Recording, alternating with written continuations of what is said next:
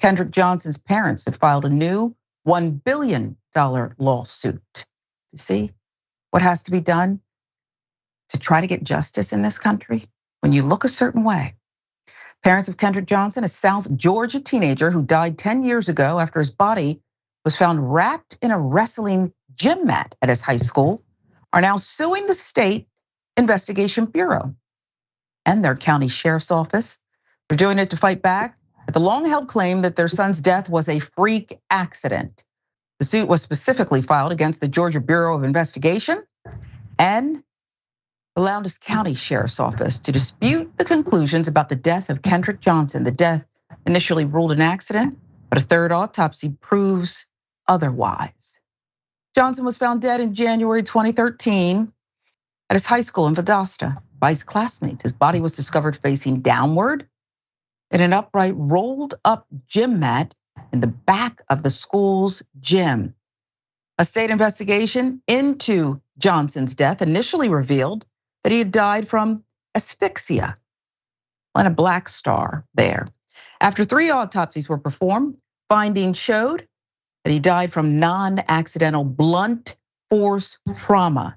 Investigators maintain, this is just horrific. His death was accidental and believed that he suffocated after he reached into the upright mat to retrieve a pair of shoes that fell inside and got trapped. However, Johnson's parents never bought that story.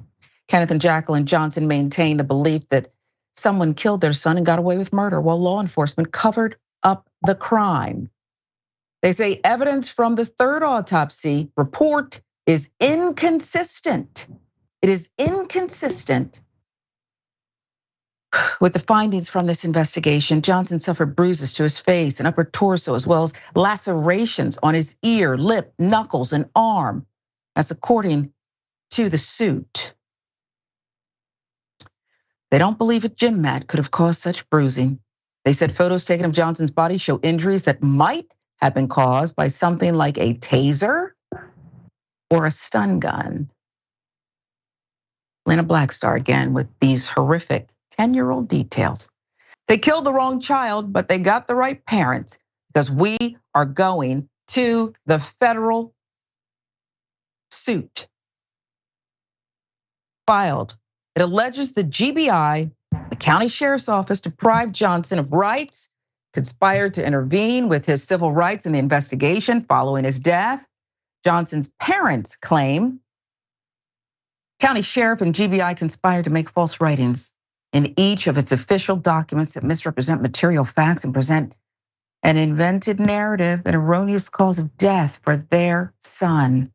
Law enforcement released statements reporting there was no trauma or major bruising to Johnson's body. Authorities who initially responded to the scene where Johnson was found dead reported they discovered no evidence of blunt force trauma or foul play. The Johnsons did file a $100 million wrongful death lawsuit a few years back against 2 sons of an FBI agent who they believed killed Kendrick. They ended up dropping the lawsuit and federal investigators debunked that claim. This is horrific. And I wanna start with what we knew 10 years ago and what seems like just a brick wall, Mayor, that these parents, where I just want to pray and comfort them. I cannot imagine losing your child and then everybody thumbing their nose at you. Listen, we our entire community, Sharon, you know that, knew the story was lies. We knew this was not accidental freak death. We knew foul play was in place when they said this kid was wrapped up in a mat, upside down, trying to look for his sneakers. And I'm thinking to myself, I've been in plenty gyms, I've been on plenty gym mats, and it was impossible to believe what they were saying about this young man. And I think the torture that this family is going through, and the language is so disgusting to me that Atlanta Blackstar chose to use when they said federal agents debunked this story. You're talking in a manner that is consistent with what the narrative needs to be. I heard it too. Status quo. We can say whatever we want to. We know the power of federal agents, GBI, SBI in North Carolina, and other people to ensure that our stories always look like a 14-year-old killed and drugged 2 white women double the weight size of him and raped them while he was doing it so he could get the death penalty. We know these stories. They're always something crazy and outlandish, but the media, the status quo runs with them so they become fact. They become fact. Emmett Till did something to deserve what happened to him, etc. The Scottsdale boys in Arkansas. I can go on and on with a list of black men that have suffered this way. And I think the idea that the only way we get justice is with money, people will start to believe that, oh, black people are in it for money. There's not a dollar amount this family would not give up to get their son back. But what they're saying is, since you won't do it to them criminally, I'm gonna do it in a way, the only way I can get justice for my child. So when they say you killed the wrong child, but got the right family, they're saying we are seeking justice, even in spite of the system trying to prevent us to get there. I would never give up. And by the way, they put up $500,000 of their own money. Anybody who knows anything that can help prove this was no accident.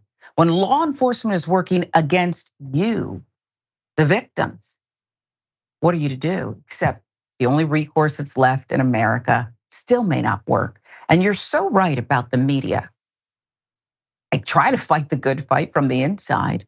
Any police report that comes across the desk, they print it. They just print it as if we haven't done story after story.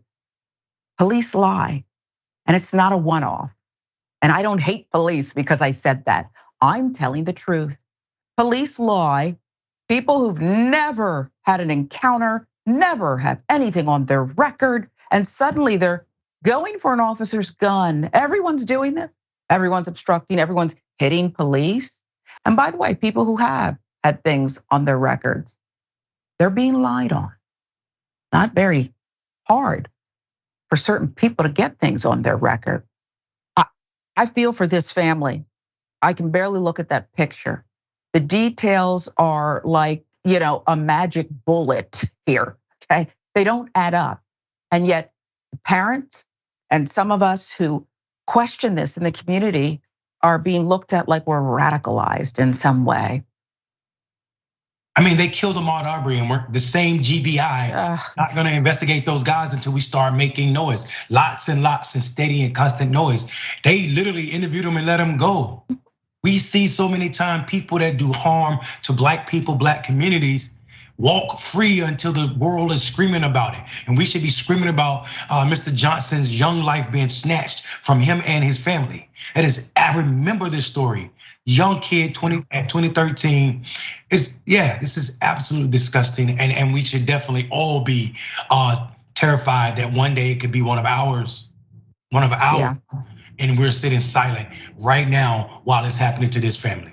Stop calling it justice, by the way. You're right to bring up that Ahmaud Arbery. They knew about the video early on too. They knew about the video early on. So it's another one. Like the parents won't let it go, neither will we. That's our duty, our obligation to a young man who should be here. He should be with his family and a productive member of our society. Should have never happened.